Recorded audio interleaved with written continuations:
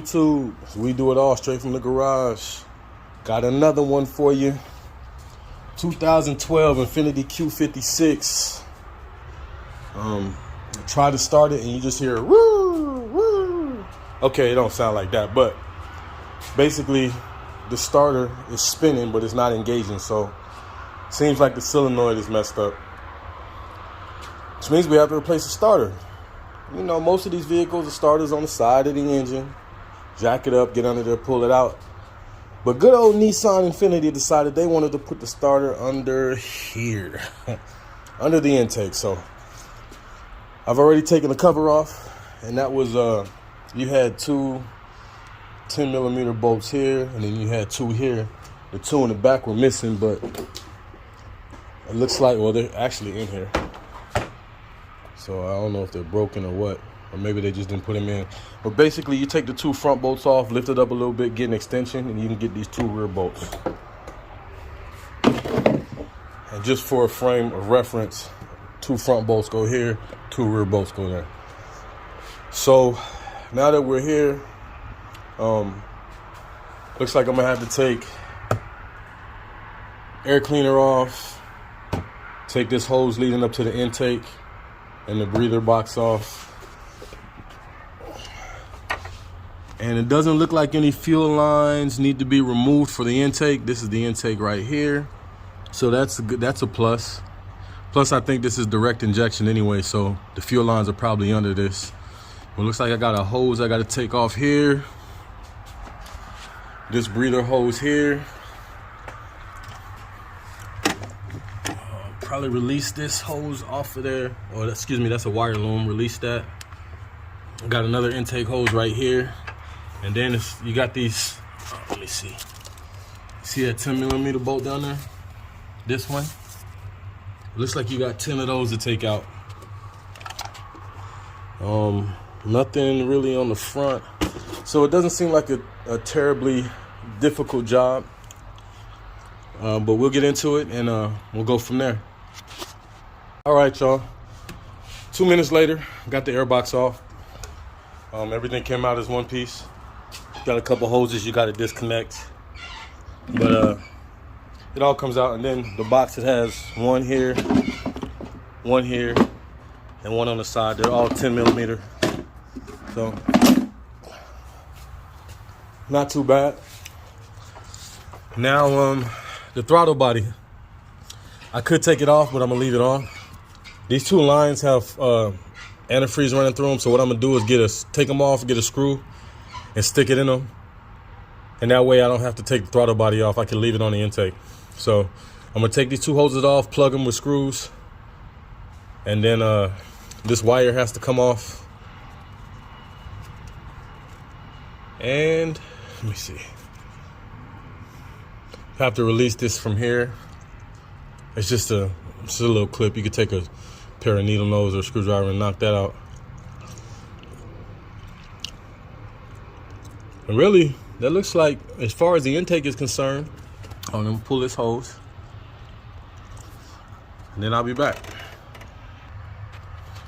All right, y'all, so I got my hose plugged. I put a cap on the bottom of the throttle body, and then this hose, barely any fluid came out. But all I do, see what I did with my, so all I do, just to cap it off, I take me a regular screw, stick it in here, run it down a little bit, and boom.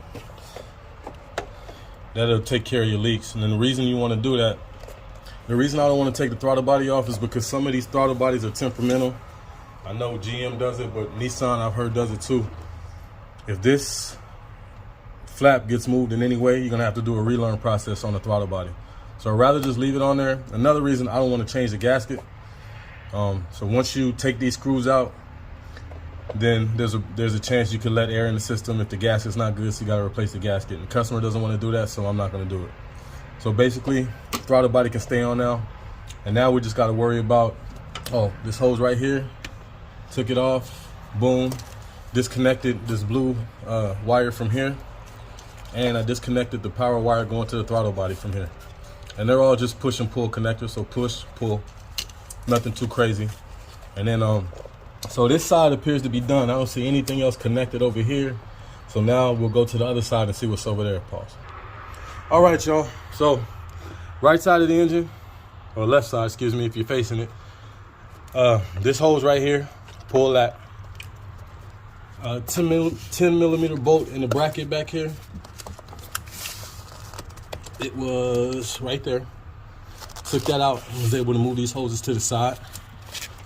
I removed this plastic clip off of that bracket so I can remove those wires. And I honestly don't see anything else that needs to be moved to get the intake off. So now I'll just focus on these 10 bolts. Here's one here, 3, 4, 5 on that side and 5 on that side. Get those bolts removed and we should be taking this intake off. Time so far has been 20 minutes. So I'm thinking between 45 minutes and an hour, I should have everything removed and have access to the starter.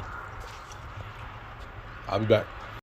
All right, y'all, so this is the passenger side of the vehicle, and I've already got all these loose. 1, 2, 3, 4, now the back one. What I did was I took a pry bar and I just moved this wire loom back. And after I did that, I was able to get my ratchet in there, and now that's loose also. So it can be a little challenge. Just make sure you move this back. You move this back and it'll give you enough space to get to that 10 millimeter bolt back there. All right, guys, so I got all my bolts out. And like I said, it's 5 on this side, 5 on this side. I left the back one in. I took it all the way out, but I left it in, and I'll just have it come out with the throttle body, with the intake. So now I should be able to lift and pull. So as you can see, everything is lifting now, and your starter's under there. So let me get this out and I'll be back. Okay, so there is one more wire in the back of the starter, in the back of the, gosh, my brain. It's 2 o'clock in the morning now, so I apologize. Anyway, this wire right here was in the back of the manifold. So it's basically a push and pull it out. Once you do that, your manifold will slide out. So I'll go ahead and grab this here with one hand, take it over to my table. It's a table I built, y'all, out of some scrap wood. Oh, there's my bolt that fell out of the back. And what you want to do, you want to check these gaskets. They shouldn't be flat. They should still have a lip on them. And if they have a lip on them, then you can reuse them. But if you look at these, you can see how they're oil soaked.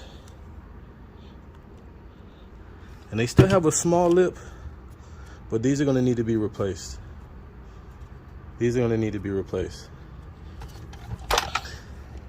You can see how oil is getting to the outside right there. So that means that lip is not big enough. So we're going to have to replace these gaskets. So I'll get the starter out tonight, and then in the morning I'll get with AutoZone or O'Reilly to see if they have these gaskets. Let's go look at the starter. So with the intake out,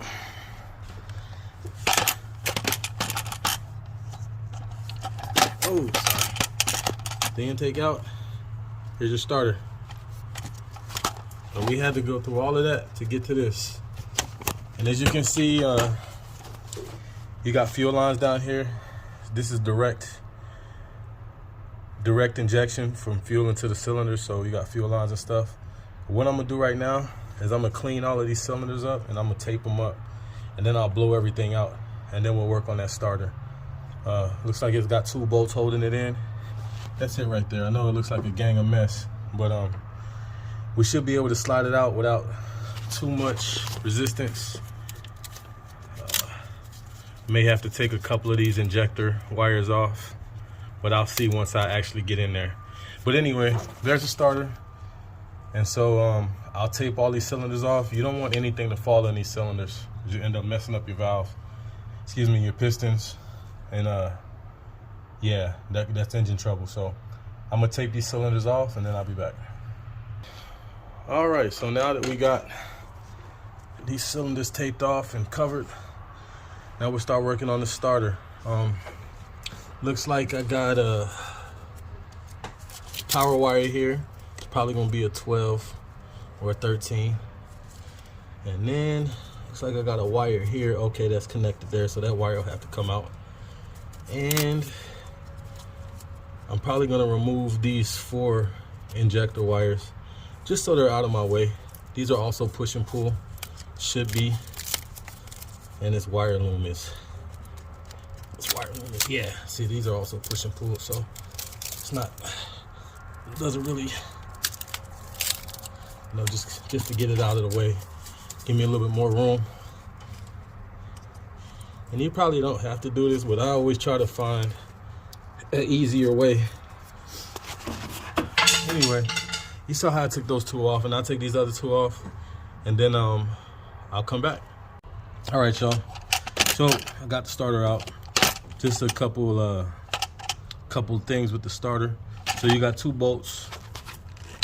These right here, they're 14mm bolts. If you have a swivel head ratchet and a 14, you can get back here and get both of those bolts broken. This wire right here is a 12mm. It's a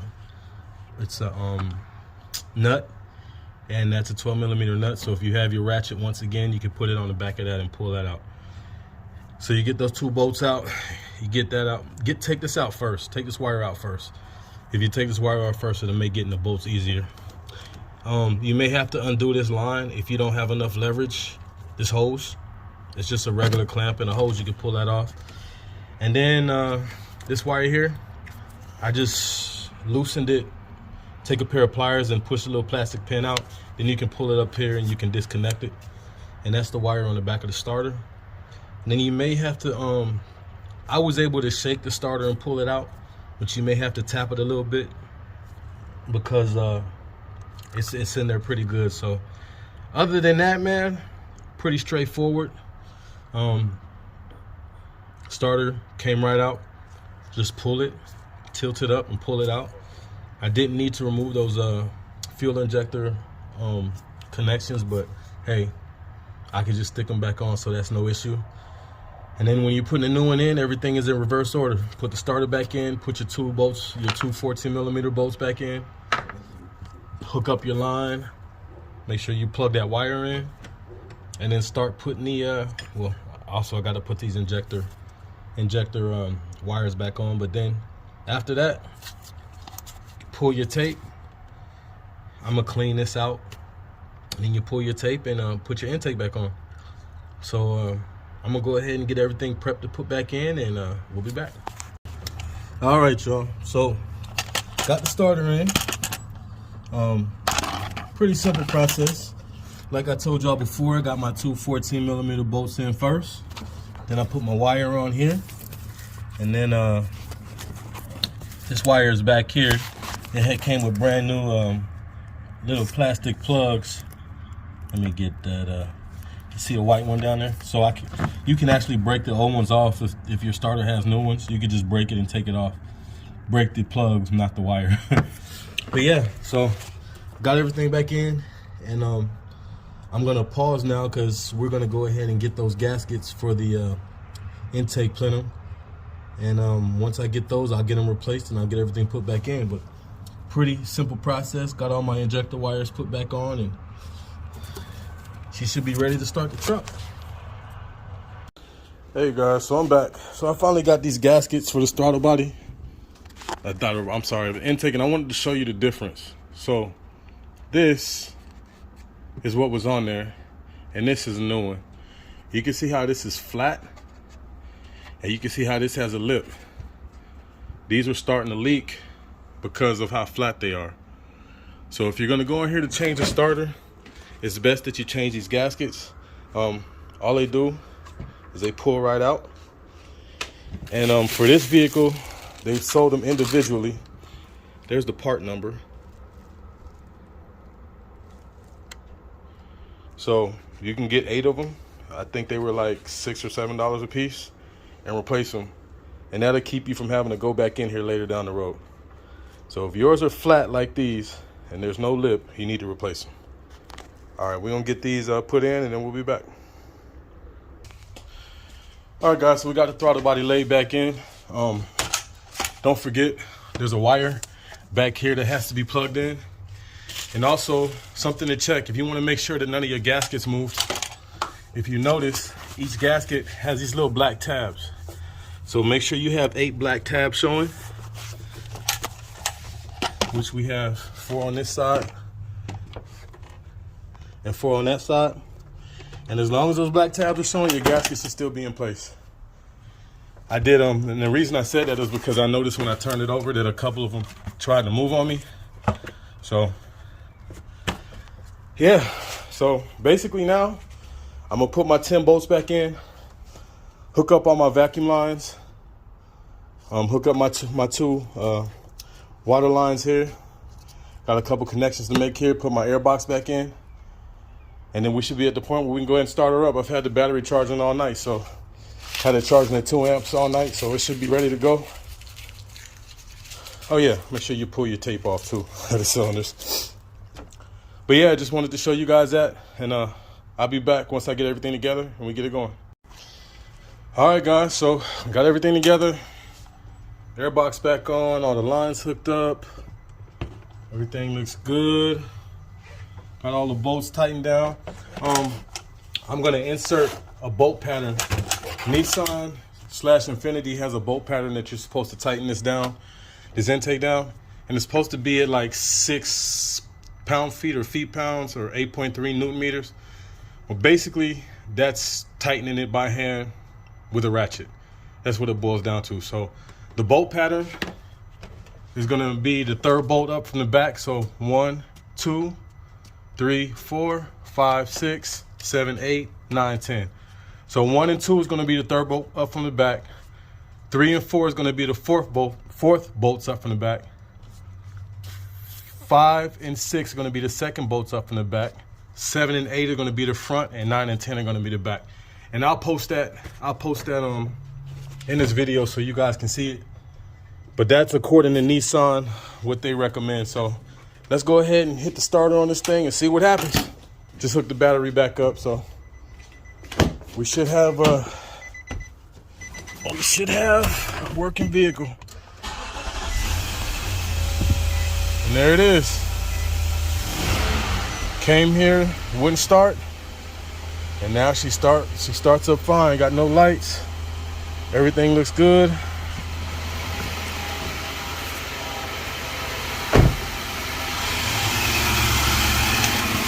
Engine is nice and smooth, like it's supposed to be. So I think we did our job, guys.